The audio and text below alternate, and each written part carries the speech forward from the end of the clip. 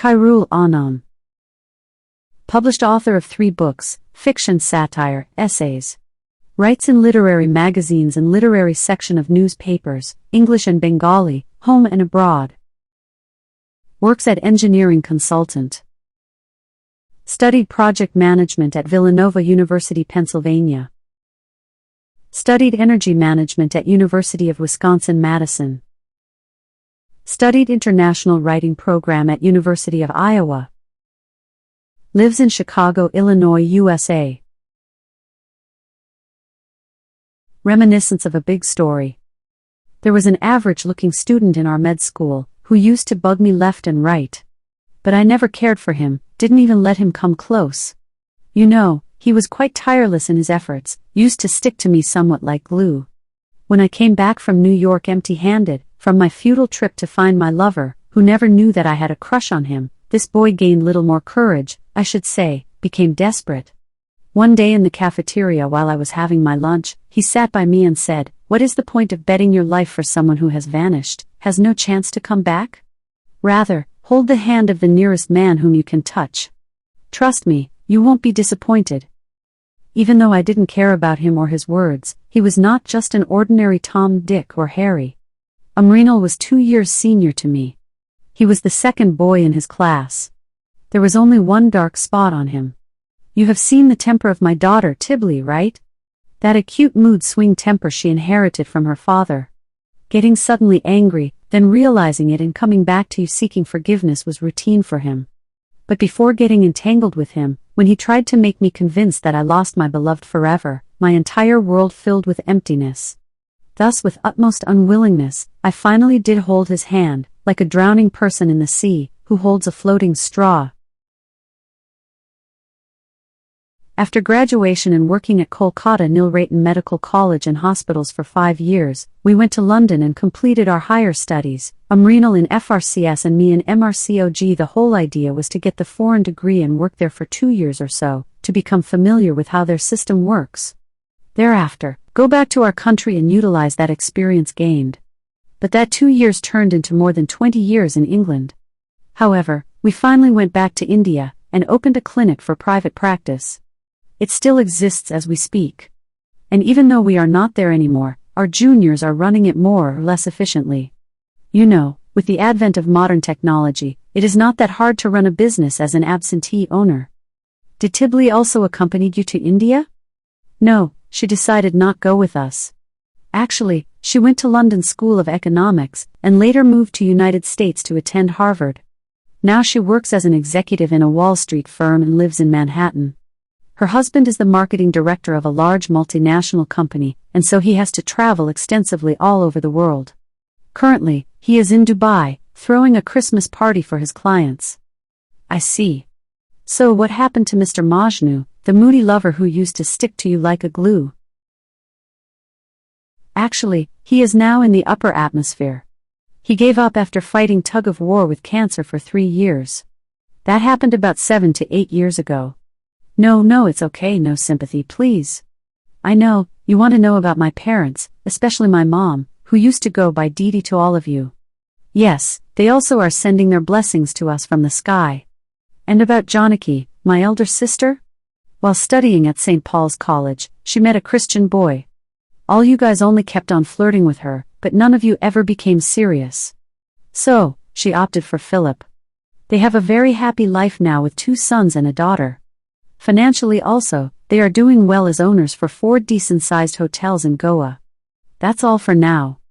I don't know if I will have this opportunity in the future. So, I said everything I had to say in one breath.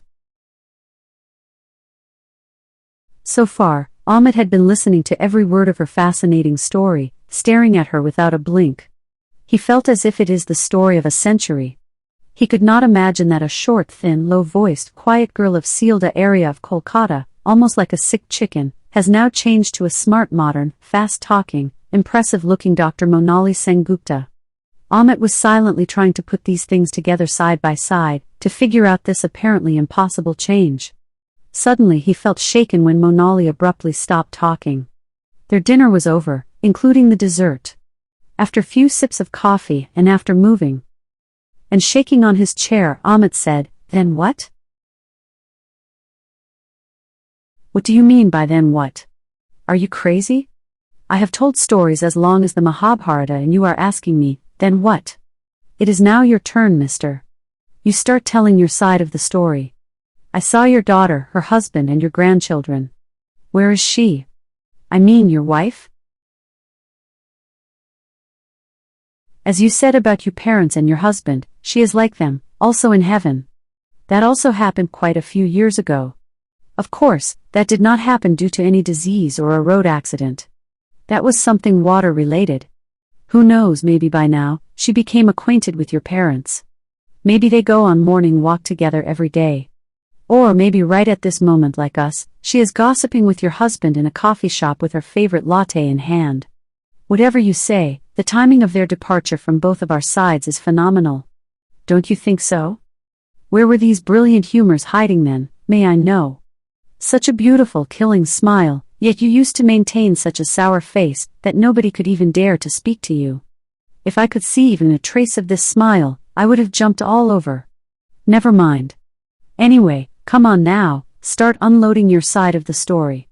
Come on, open up. Tell your story. What story? I told you everything. That's actually very brief, mister, considering the epic Mahabharata I delivered to you just now. I want to hear everything in absolute details. Otherwise, I won't let you go from here. Believe me, I really don't have very many things to talk about. The story of my life is really brief. I got admission in Manhattan College and graduated with a specialization in project management. Before graduation, I was hired by Mobil Oil Company.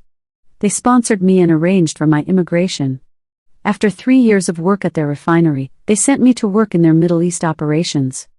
After nearly 10 years, they brought me back to United States in their Houston head office.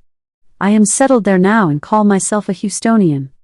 I come to New York every year during Christmas to see my daughter, and for tourism. I spend most of my time in the Bengali neighborhood of Jackson Heights.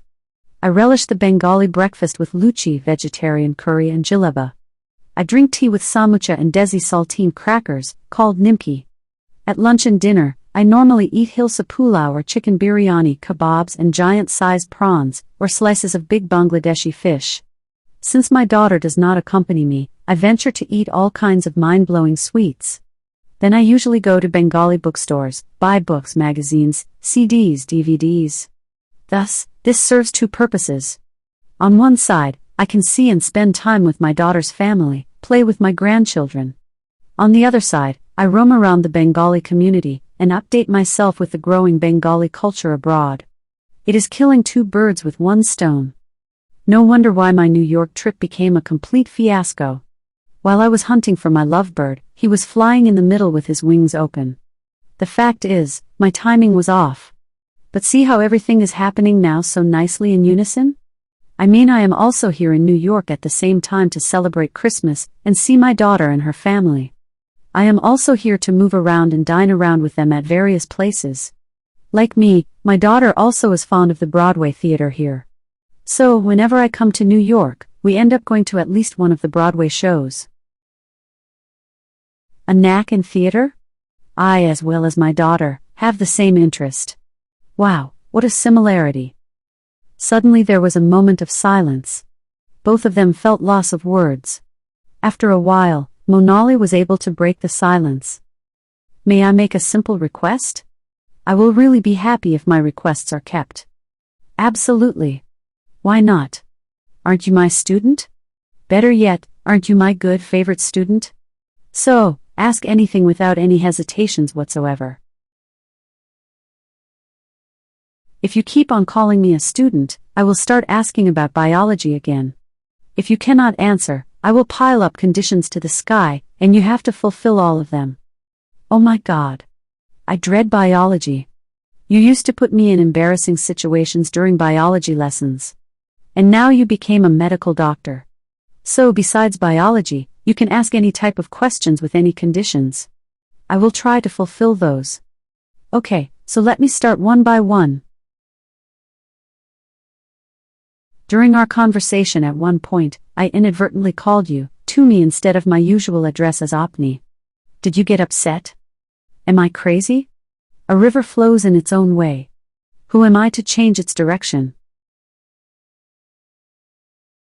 1. So, can I address you as to me from now on? Of course you can. In fact, you should. 2. Can I get a promise that every year during this Christmas vacation, we will meet without exception? Of course you can get that promise. And I think it will be the easiest condition for me to fulfill, because I am also connected here by a string. 3. I do not live in Kolkata anymore. I have moved to New Delhi for quite a while.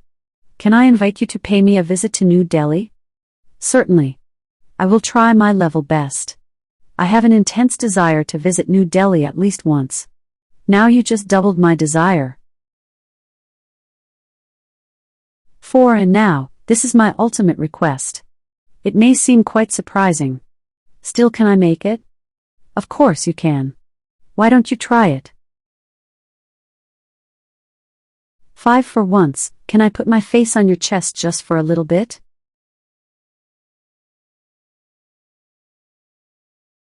Sure, come on, baby. Try now.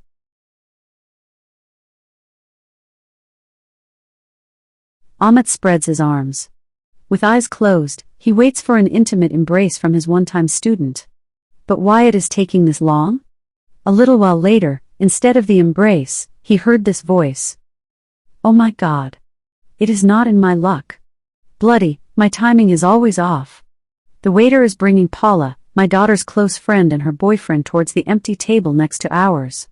If she sees us together, it will be an extreme disappointment. Let me buzz off from here first. You stay back and come out later separately. But honey, don't forget my phone number and the email address. Translated by the author.